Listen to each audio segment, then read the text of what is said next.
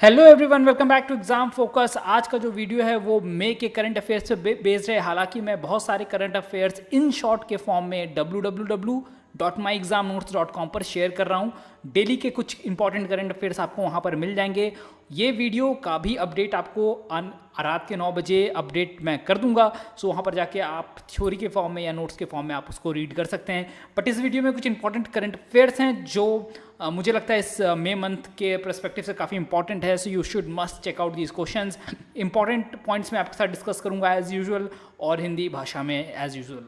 तो पहला क्वेश्चन आपके सामने है कि government of India has increase fertiliser subsidy to कितना परसेंट वृद्धि करा है गवर्नमेंट ऑफ इंडिया ने फर्टिलाइजर्स की सब्सिडी में। अब देखिए, अगर फार्मर्स की बात करें तो ये दूसरा स्टेप गवर्नमेंट ने लिया है। रिसेंट की न्यूज़ में अगर बात करें तो इससे पहले गवर्नमेंट ने करीब 20,000 करोड़ के आसपास, इनफैक्ट 20,660 करोड़ के लमसम गवर्नमेंट ने डायरेक्ट किसानों के खाता में डाला था अंडर पीएम किसान योजना।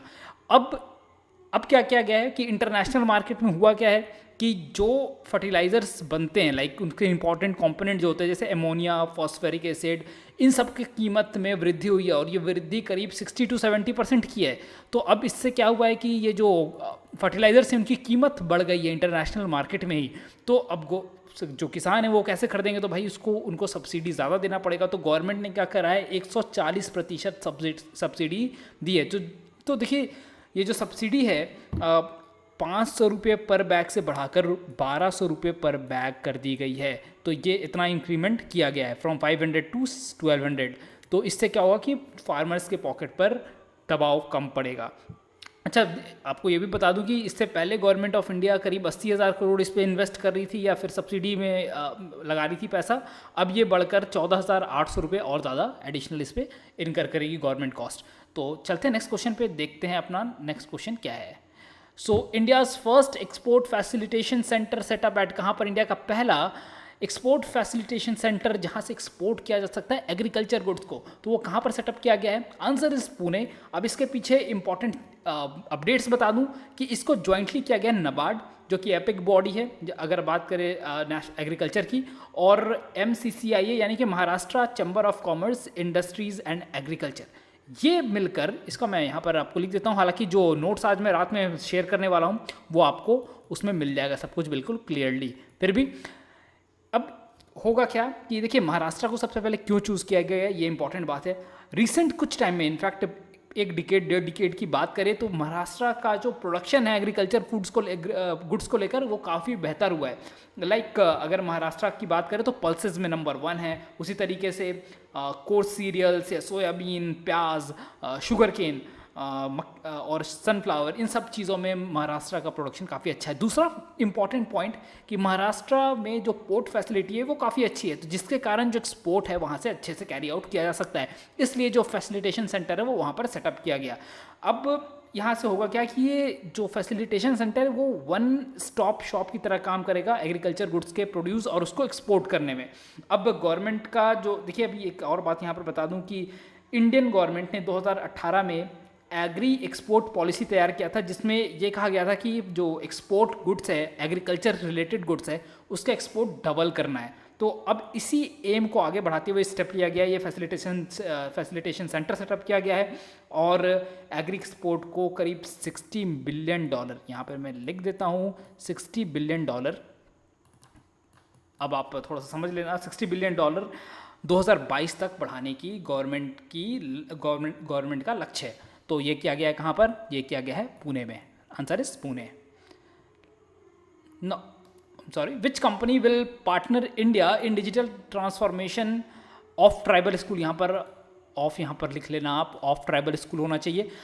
तो जो कंपनी इंडिया के साथ, इंडियन गवर्नमेंट के साथ पार्टनर कर रही है ट्राइबल स्कूल्स में, जो अति पिछड़े वर्ग के इलाके होते हैं वहाँ पे जो स्कूल है वहाँ पर डिजिटल ट्रांसफॉर्मेशन कराया जाएगा। अब वो डिजिटल ट्रांसफॉर्मेशन कराएगी माइक्रोसॉफ्ट। अब इसमें स्टेप्स क्या लिया गया है वो बता देता हूँ कि माइक्रोसॉफ्ट एक AI बेस्ड मॉडल कह सकते हैं आप सिंपल लैंग्वेज में, वो तैयार कर रही है। और वो मॉडल क्या होगा कि एक पूरा कोर्स का करिकुलम होगा, किस तरीके से ट्राइबल बच्चों को पढ़ाया जा सके आर्टिफिशियल इंटेलिजेंस का यूज़ करते हुए 2 भाषा में, इंग्लिश और हिंदी में। और यहाँ पर दो तरीके के मॉडल स्थापित किए जाएंगे, like Eklavya model residential schools होता है या फिर जो आश्रम स्कूल्स का मॉडल होता है वैसे तैयार किए जाएंगे। इनफैक्ट 250 तो ये डिसाइड भी कर लिया गया है कि 250 Eklavya model residence school establish किए जाएंगे और करीब 500 टीचर्स को ट्रेन किया जाएगा AI बेस्ड प्लेटफॉर्म्स के लिए, ताकि वो एक ट्रेनर बने और अच्छे से एजुकेट कर सकें। और ये जो पूरा का पूरा मेंटरशिप प्रोग्राम होगा ये, इसको AI एप्लीकेशन के थ्रू रन किया जाएगा, that is under UN sustainable development goals. So answer is Microsoft. Now which state put complete ban on glyphosate. अब ग्लाइफोसेट क्या चीज़ है, देखिए ये काफ़ी यूज़ किया जाता था स्पेशली जहाँ पर कॉटन प्लांटेशन की जाती थी। अब इसके बहुत सारे दुष्परिणाम भी हैं। अभी आपको बताता हूँ कि ये यूज़ कहाँ कहाँ किया जाता था। तो इसको जो कॉटन का प्लांट्स होता है वहाँ पर कई बार वीट की प्लांट्स उग जाते हैं, ठीक है, गांजा का प्लांट। तो ये इसको मारने के लिए इस ग्लाइफोसेट का यूज़ किया जाता है। सेकेंड थिंग इज़ कि इसको कार्सिनोजेनिक कहा गया है और WHO ने ऑलरेडी इसको अनफिट बताया है ह्यूमन के लिए। लाइक इससे किडनी की जो प्रॉब्लम है, डिजीज़ है, वो देखा गया है कि जब मतलब जहाँ पर ये यूज़ किया गया है तो वहाँ पर लोगों को किडनी का प्रॉब्लम हुआ है और किडनी रिलेटेड डिजीज़ हुए हैं। और इसको वहाँ पर भी यूज़ किया जाता है जहाँ पर इल्लीगल HTBT कॉटन को उगाया जाता है।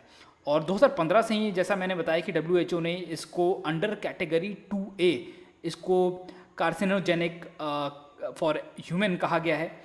एक और बात बताता हूँ क्यों तेलंगाना में इसको बैन किया गया है। करीब 9 से 12 लाख हेक्टेयर का जो ज़मीन है, एकर्स का जो ज़मीन है, उसमें HTBT कॉटन उगाया जा रहा है जो कि इलीगल है एक तरीके से। तो इसलिए गवर्नमेंट ने उसको कर्व किया है। अभी ये जो क्रॉप है इसको वहाँ पर भी यूज़ किया जाता है।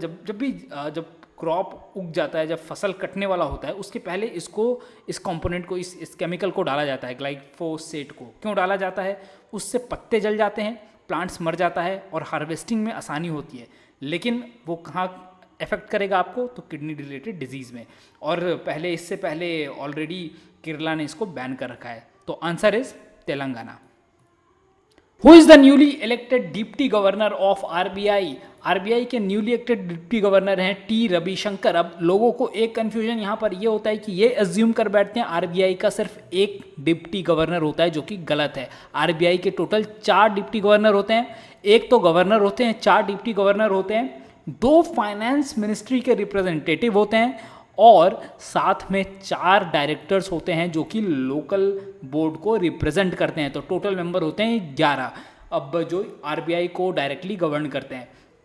अब आपको बात बताऊं T रविशंकर की, तो करेंटली वो इंचार्ज हैं RBI के अंदर fintech section, risk management, payment system और IT के। इससे पहले T रविशंकर ने मिनिस्ट्री ऑफ फाइनेंस को ऑलरेडी रिप्रेजेंट किया है 2014 से 2018 के बीच में। All the best T Ravishankar for your future endeavours. Now which state is to launch smart kitchen scheme? जो स्कीम है अपने आप में एक यूनिक स्कीम है, इसे लॉन्च किया है केरला के गवर्नमेंट ने पिनरई विजयम के अंदर। और इसमें स्पेशल क्या है कि इसमें फोकस किया गया है हाउस होल्ड वुमेन को, किस तरीके से उनको लो रेट में इंटरेस्ट दिया जाएगा। किस चीज़ के लिए? किचन को अपग्रेड करने के लिए। जो किचन में देखिए हाउस होल्ड वुमेन्स पे या फिर जो महिलाएं घर पे खाना बनाती हैं उन पे बहुत सारा हाउस होल्ड बर्डन होता है, उसको ईज़ अप करने की कोशिश की गई है। एक तरीके का बहुत ही अच्छा इनिशिएटिव मैं कहूँगा केरला गवर्नमेंट के द्वारा। अच्छा किचन होगा, अच्छा चूल्हा होगा, बेटर कनेक्शन होगा और बेटर किचन होगा तो ऑलरेडी खाना आदमी मन से बनाएगा, प्रेशर कम होगा, टेंशन कम होगा, मन खुश रहेगा। सो answer is Kerala. Next is 2021। अगर प्रिंसेस ऑफ ऑस्ट्रेलियस की बात करें तो यहाँ पर आपको ये जानना चाहिए कि ये अवार्ड बहुत लोगों को दिया जाता है, बट हमारा आंसर इंडिया से रिलेवेंट है। तो आंसर है अमर्त्य सेन। किस चीज़ के लिए दिया जाता है ये अवार्ड? तो स्पेन का ये टॉप अवार्ड है। आंसर पहले मैं बता दूँ, अमर्त्य सेन स्पेन का ये टॉप अवार्ड है और हर साल इसे दिया जाता है। एक फाउंडेशन है जिसको कहते हैं प्रिंसेस ऑफ ऑस्ट्रेलियस, जो कि स्पेन का, और इंडिविजुअल या एंटिटीज़ या किसी भी ऑर्गेनाइजेशन को यह दिया जा सकता है जिसका नोटिसेबल अचीवमेंट रहा हो in the field of science या फिर ह्यूमैनिटी या फिर पब्लिक अफेयर्स। और अमर्त्य सेन को जिस कैटेगरी में दिया गया है वो है सोशल साइंस के कैटेगरी में, और इसमें एक कैश प्राइज़ 50,000 यूरो का मिलता है और एक जॉन मायरो का स्कल्पचर जो आप यहाँ पर देख पा रहे हैं वो दिया जाता है। Answer is Amartya Sen, Nobel prize के विनर रह चुके हैं already. Who is elected as Israel's next Mossad chief. अब जानते हैं आपकी मोसाद इंटेलिजेंस खुफिया डिपार्टमेंट है कहाँ का, तो ये है इजराइल का, और one of the most world का सबसे खतरनाक आप कह सकते हैं ये खुफिया डिपार्टमेंट छोड़ता नहीं है किसी को, अगर एक बार उसके चंगुल में कोई फंस गया।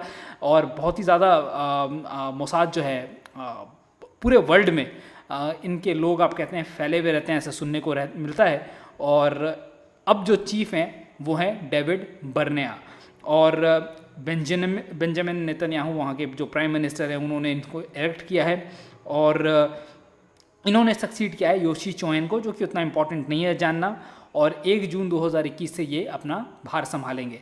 और इससे पहले इन्होंने 30 साल तक इजरायली डिफेंस सर्विसेज को में अपनी कह सकते हैं आप सर्विसेज दी है, और उसके बाद इनको मोसाद में ही इंक्लूड किया गया था as a case officer.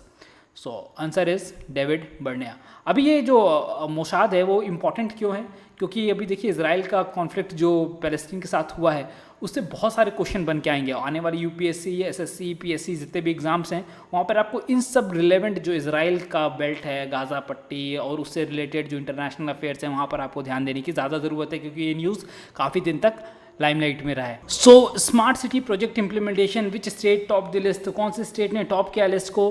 Answer is Jharkhand. Jharkhand ने स्मार्ट सिटी जो प्रोजेक्ट इम्प्लीमेंटेशन के कैटेगरी में टॉप किया है, और ये रिपोर्ट आई है ministry of housing and urban affairs के द्वारा।